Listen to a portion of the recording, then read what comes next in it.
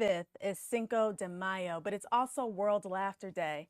Well, it turns out that laughter can help alleviate stress and promote positivity in our lives.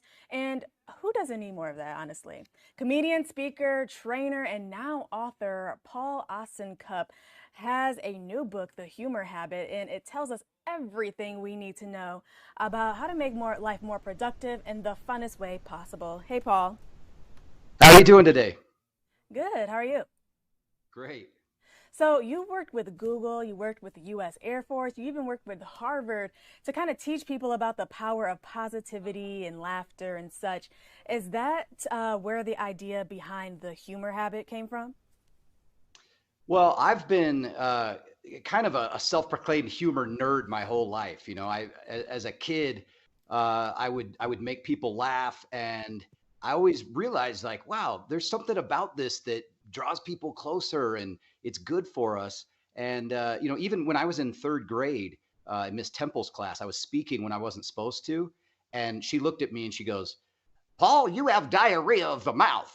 And and the whole class is like, ooh. And I didn't know what to say. So I go, oh, sick, it's running down my chin. And the whole class laughed. But I got sent to the principal's office. But I realized even in that moment, I went to the principal's office and they asked what happened. And they kind of laughed when I told them what happened. And I realized, hey, this got me out of an uncomfortable situation and got me out of a little trouble. There's real power in this humor stuff. I felt like a Jedi. As I got older, hopefully my humor got a little more sophisticated, but I started studying the impact of that and realized we can use humor to de-stress and even perform better at work. This book wages a hilarious battle of chronic seriousness, a condition affecting 11 out of 10 people working in healthcare, finance. Basically, if you have a job, it affects you. So, what's going on there? Why are people so serious these days? What's your theory? Yeah, well, there's a massive subsection of people suffering from chronic seriousness, and those people are called adults because when we hit age 23, our propensity to laugh takes a nosedive, and we don't start gaining those laughs back again until we're almost 80. So it's almost 50 years where we are just taking life way too serious because it's about the time we get into the workforce and we start, we get like a job and a family, and all of a sudden it's like our carefree lives kind of go away. We start hyper focusing on all the real serious, dramatic, and difficult parts of life.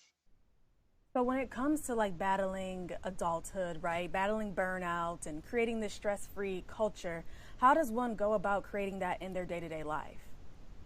Well, that's why I wrote the book, is because there's a lot written about how good humor is for us, but not so much about how do I enhance my sense of humor. So I wanted to share that with people. For example, this week, for anyone watching today, at the end of each day, every day this week, for 7 days, just write down three things you found funny or amusing that day.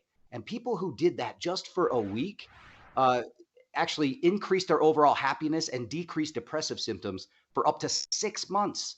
Plus, it starts training your brain to look for those funny moments in your day. And inevitably, what will happen is something will happen during your day that normally would annoy you or upset you. And you'll think to yourself, I'll be writing this down later. And that's when you know your brain has started to make the connection that, like, hey, don't freak out. Even though you're not laughing yet, there might be humor in this. You know, I really love that practice and because that's very true. I mean, things come up in our day-to-day lives every single day, and in order to get through them, sometimes you do just have to laugh it off and say, "Hey, whatever, it happened. I'm gonna make the best out of it." Right? Yeah, and it's easy, and it's easier said than done because our brains have a negativity bias, and so our brains are wired to kind of focus on the difficult things or the things we should be worried about. But I mean, in the world, there's a lot to worry about, and the world is hard and difficult and sad sometimes. But it's also fun and funny and absurd, and we can change our mindset to focus more on those things. So, Paul, really quick before we go, I wanna do a little exercise with you. I want you to tell me a joke. I want you to make me laugh right now. Okay. There's these two elderly couples, and they're going for a walk, and the Uh huh. women are walking up in front of the men, and the guys, one of the guys says, we ate at the best restaurant last night. And the other guy says, yeah, what was it called? And he said, oh, let me think. What's the name of that flower? It's red. It's got the thorns. And he's like, a rose? And he goes, that's it. Hey, Rose, what was the name of that restaurant we ate at last night? You know, I'm not gonna lie, it took me a minute to get that one.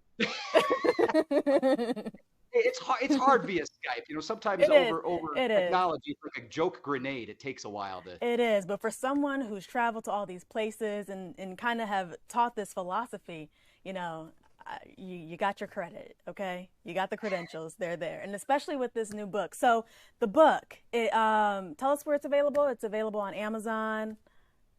Yeah. Yeah, you can get the book anywhere you buy books, Amazon, Barnes and Noble, Target, whatever. But you can also go to thehumorhabit.com. And when you get your book, I still am letting people download a free playbook that goes with it. So you can get that along with the book if you want.